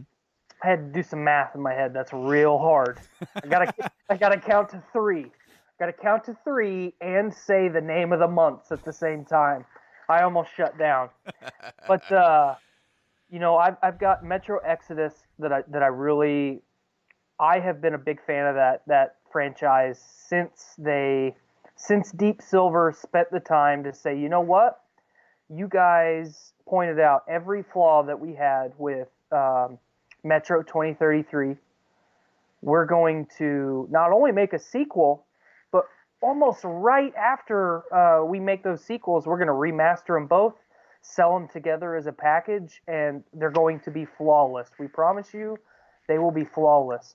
So, in my opinion, I owe it to Deep Silver and that franchise to finish its story. So I'm trying to break away from Apex so I can finish that. I'm looking over at my Xbox right now because Apex is calling me. But um, I owe it to Kingdom Hearts 3 to finish that, even though I'm not super happy with it. And I don't necessarily know if it's the game itself or it's just because I'm 27 now and not 15. You know, I think my age has something to do with it. Haley Joel Osment being an adult and not a 12-year-old is also a little bit weird. The lack of Final Fantasy characters has kind of perturbed me a little bit in the game. So I need to finish that. I owe it to Resident Evil to play through as Claire. I mean, that's bringing me back to my childhood, if anything is. I finished my Claire A, and I really I played Leon's first, and I played through Claire's. I really enjoyed Claire's playthrough. There are things in there that took me by surprise completely after having certain expectations from Leon's. Did you have about the same run time as you did with Leon? I was a little faster because I've been actually working at hardcore running the game. Oh. I've been watching some videos and getting some tips and tricks. I can now get to the first Birkin fight within 20 minutes. Really? On a run. I have seen somebody do it on second run in 10 minutes, and I'm like, I can't. I struggle to get the 20. Last 2 times I've done it, I was up more of like 23, 25. Because there's certain things that can go wrong. But even though I started Kingdom Hearts 3, I liked what I've been playing of it so far with the gameplay. At first it was like, wow, this is faster than I remember. But I flowed right back into it. I've been having fun with the gameplay. How much have you played? Honestly, I got to the first world is Hercules. Then the second one is Twilight. And then I ended up going to Tangled. Okay. Yeah, that's the way that I went too. And then that's where I'm at. That's where I quit, was when the first save point on Tangled World. And I was like, I'm going to get back to this. And then I kept looking at RE going, I'm not done with you yet. I'm still having so much fun with that because, and I've said it here, RE2 was able to do something new with something old and still pay homage and everything that you could do to that game while still bringing that style of gameplay into the modern day and making it work. Everything that they revitalized and improved upon with RE7, I think that they turned it up to 11 with this current Resident Evil that we have. I mean, I loved going back to third person. It just, I hated it at first with Resident Evil 7, and then I fell in love with the first person perspective. Jumping back into the over the shoulder with Leon or Claire, I don't think it matters. It just feels right. Because for me, I played RE2 before I played RE1. So that first playthrough that I had with Claire or Leon when I was a kid, that's really important groundwork for me as a video game fan. It made me fall in love with that genre. So it just felt right. Everything about my whole playthrough with Leon, other than a few, nitpicks that I'll always have because I'm an overly critical guy. I just 10, perfect 10 all day for me anyway. I agree. They were able to hit on so many things to bring back feels, and almost to bring the podcast full circle, where we're talking about companies that don't deliver on what they promise, or they keep trying to deliver what they promise, or how we said BioWare, did deliver on what they said it was going to be. This game delivered on everything they said it was going to be, and everything that they showed us. It gave us all the right. It gave us enough new. There was enough in this game that felt, if you're playing it like you played the old ones to death, there was enough in here that made you go, wow, this is different, but it feels so familiar. And the first time you see Mr. X lift that chopper up and then just haunt you for the remainder of your time, not just in the RPD, but then he has other appearances that you go, dang it, I thought I was rid of you. X gonna give it to you. X gonna give it to you, and he did. And then also what I loved is how even though when you play Claire, there's so many things that are the same, it does a hard right, and it deviates to where you're like, wow, I'm playing a different game. And then it's like, okay, now I'm at the labs, and now I'm playing the same game. But now I'm playing something different because it changes it up enough for you for that. I need to get done with my second run. It's a lot harder, as it probably should be. X does show up sooner. Really? So, yes, and you will have to deal with him before you go in, before you put the medallions in. Mm. So he shows up to mess with you before you even get done with that. And so it makes it a little bit more difficult. And then, of course, in the second run, there are zombies in the main hall. And there's no save or box in the hall. You have to go further in between your boxes. In fact, I think there's only 2 boxes, one in the photo room and one in the far room that leads you down into the parking lot. And so it's a little bit of a, but it's supposed to be more of a challenge if you've already completed the first run. Right. It's supposed to be more of that. And then, as I said, I got all the way on hardcore mode to the first Birkin fight, and then it's like, all right, the strategy here is to knife Birkin to death. Yeah, you go in with 2 knives and 2 grenades, and that's all I've watched the dude do it so many times, and he makes it look easy, and I go in there like, I can do this too, and then I just get grabbed and killed. I cannot do it. I see him do it, and he's like, I'm not a pro gamer. I'm like, me either. He can do it. I should be able to, and I can't. I'm like, I give up. You just go in there and get fatality'd, and then, well, I guess I'll start this over again. It got to the point where I'm like, well, maybe do I need to play on easy? I don't know. But yeah, no, going through playing those 2 runs, it's to a point where it's like I need to go back to Kingdom Hearts, but part of me is like, man, yeah. I same with you. I owed it to myself to go through Claire's, and I was really grateful for it. But I need to go through that second run so I can get that final end. Even though I kind of spoiled myself, and I've already seen it. I shouldn't have, but I was watching somebody else play it just to see some of the differences, and I just ended up mesmerized and watched the whole damn thing because Let's keep watching. It's one of those games. This game is my first in the notch for game of the year because it's already delivered on everything on my $60 that I spent on the digital deluxe due to the old Amazon discount that's no longer in existence, but it already delivered. And even if I never play it again for the rest of the year, that game brought back feels. It gave me new feels. It's now the standard bearer for what Resident Evil is going to be. And that's awesome because this game is selling so good. It's not doing crazy numbers like 20 million, but for what Resident Evil does, it's on track to, like, the original Resident Evil 2 on original PlayStation only sold 5 million. And this game is already shipped 4. Sweet. So it's already going to eclipse that. It's going to challenge RE7, I think, for its numbers. Well, and I think you have to point out, too, that this game is selling well enough that Capcom has said, hey, if you guys want us to do the same thing with Nemesis, we'll definitely do it. I mean, absolutely. Capcom is continuing that trend of, if you guys tell us what you want and it's reasonable, Capcom gonna give it to you. Exactly, and I think it behooves them to do so because Nemesis would be the only one that hasn't received a newer engine port, which is why 2 and 3 were always the ones after going to PS3 and then PS4 and Xbox One and all this stuff, where you have the remake, 0, RE4, 5, 6, Code Veronica, all these games that got made and then ported for the newer generations to play for the first time. Now 2 is going to be included in that, and then if they do 3, then you can have the entire series going forward for everybody. And I can only imagine the kind of terror I will feel.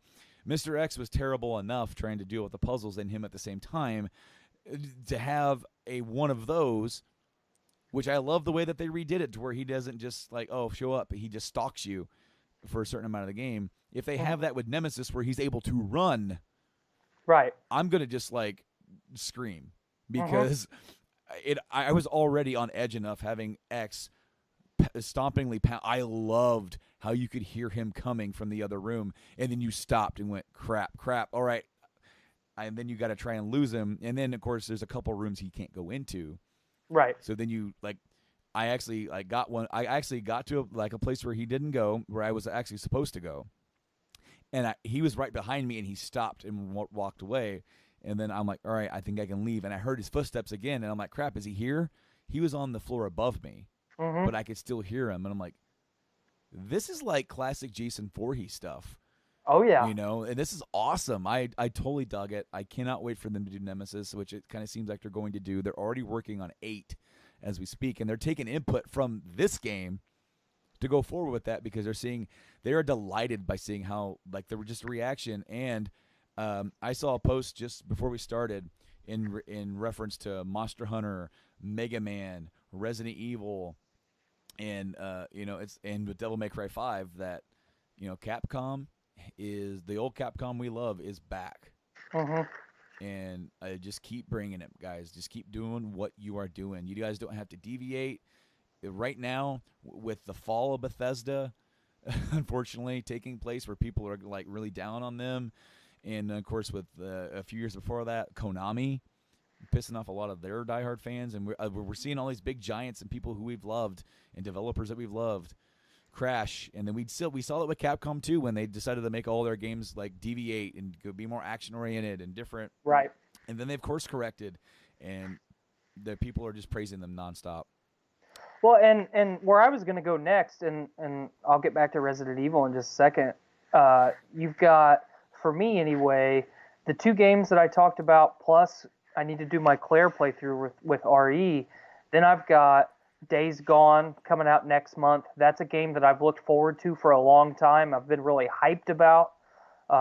It wasn't a game, or it's a game that got delayed, and I didn't say, well, God damn it, I've waited for this long enough. I said, in my mind, I said, you know what? Take the time you need. Yeah.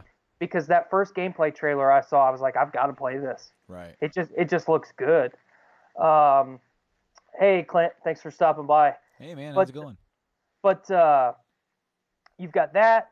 Devil May Cry is one that I talked about the last time I was on the show, that when I finished 4, I didn't want that story to be over. Devil May Cry is so iconic for Capcom that I loved seeing them go back, kind of ignoring the reboot or sidestep that they tried to do with DMC. So, but with Resident Evil, I have very few things on a wish list for Resident Evil. They already knocked off number 1 with redoing RE2. RE3 is right behind it. I would love to see a different take on Resident Evil 0. 0 is one of my favorite games in the franchise. So if they kind of went in and said, you know what, we're going to tweak some things along the same lines that we did with RE2, and they're probably going to do with RE3, I would get a lot of enjoyment out of that and a lot of satisfaction out of that. There was a game that came out, I want to say, in the early 2000s. Let me look it up real quick. I should have done this already. But it was a Resident Evil game with like a light gun shooter for the PlayStation 2 that I really, really dug. It was called Resident Evil Dead Aim. Dead Aim, yeah. That is, as much as people hated that game, and it was so different from what everybody wanted. We got that before Resident Evil 4. I would like to see them go back and touch on some of the lesser-known stuff like that. Well, Dead Aim was the first game to actually have the over-the-shoulder third person, or to actually change that motion, and then when you aimed, you were in first person. The first one for first-person light gun, they had Resident Evil Survivor on PS1. Yep. And then they did Survivor 2, which was like a light gun version of Code Veronica. And I think Code Veronica would be a good one because that's the only one now. If they do Nemesis, that would be in the old style, Right. really old style.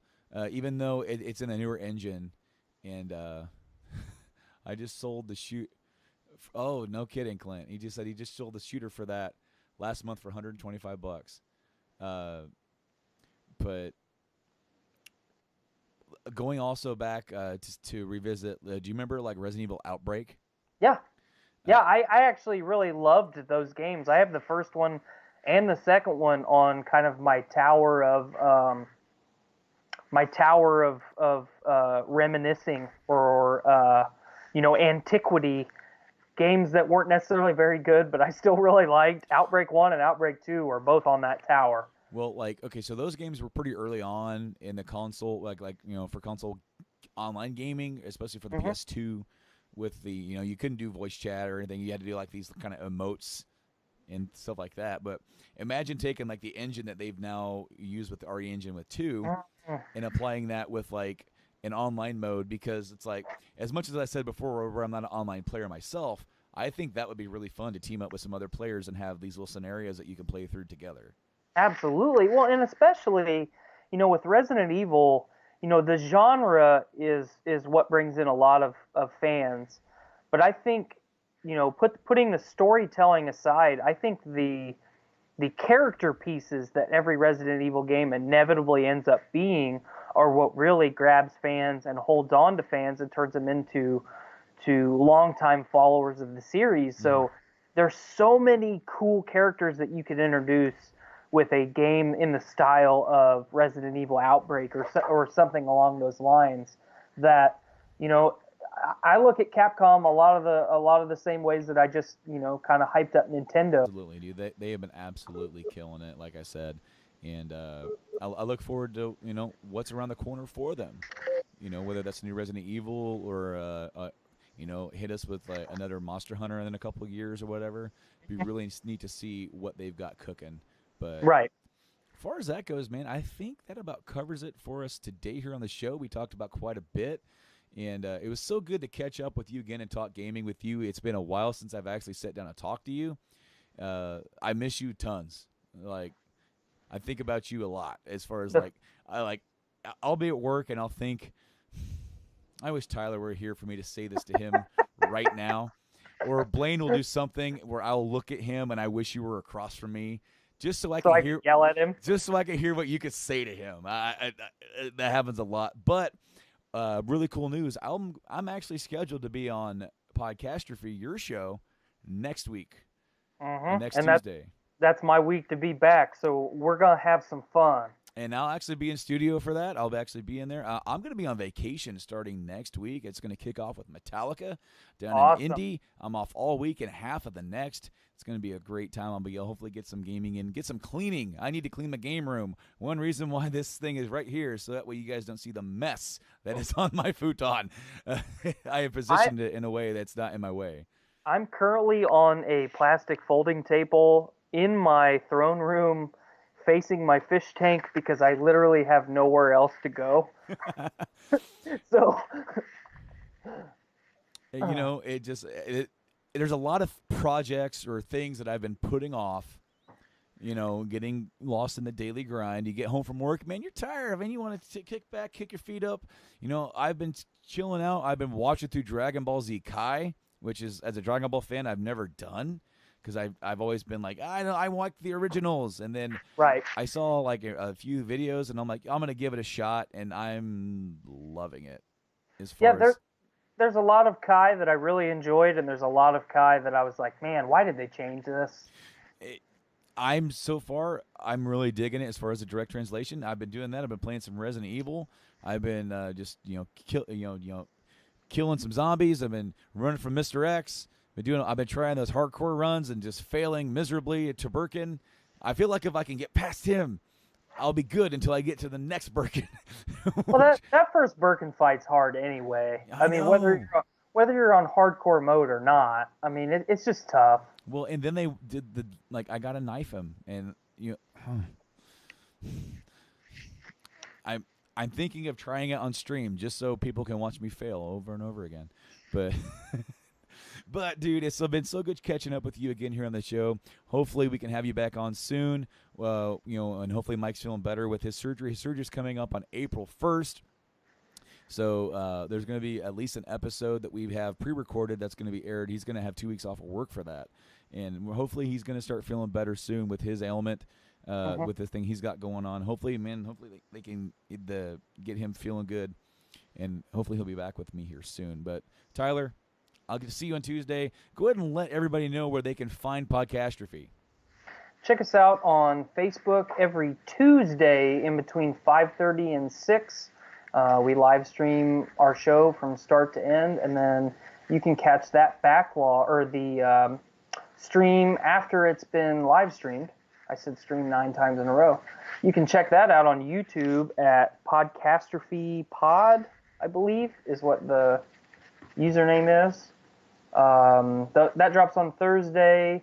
You can check us out on Podbean, iTunes, Spotify now. We recently just got there.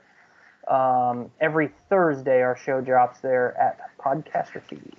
Awesome. And, of course, for Game Addicts Podcast, we are now recording every other week. We live stream on Wednesdays on our Facebook page at Game Addicts Play, as well as twitch.tv/Game Addicts Play. The audio version hits podcast services around the globe, including iTunes, Spotify, Podbean, Stitcher, TuneIn, Google Podcasts, all the stuff, man. If we're not there, if we're not on your favorite audio service, let me know. Reach out to us on social media, on Twitter or Facebook or Instagram, wherever we are at Game Addicts Play, and let me know. And, of course, on YouTube, the video version that goes up on there, the stream that we're doing on every Wednesdays, it goes live there. But, Tyler, thank you again so much for coming on, man. It's been so great catching up with you. Thank you for having me, man. I love being here, and anything you guys need to help you guys get, if you guys need a down week or whatever you need, I'm always happy to help, so just let me know.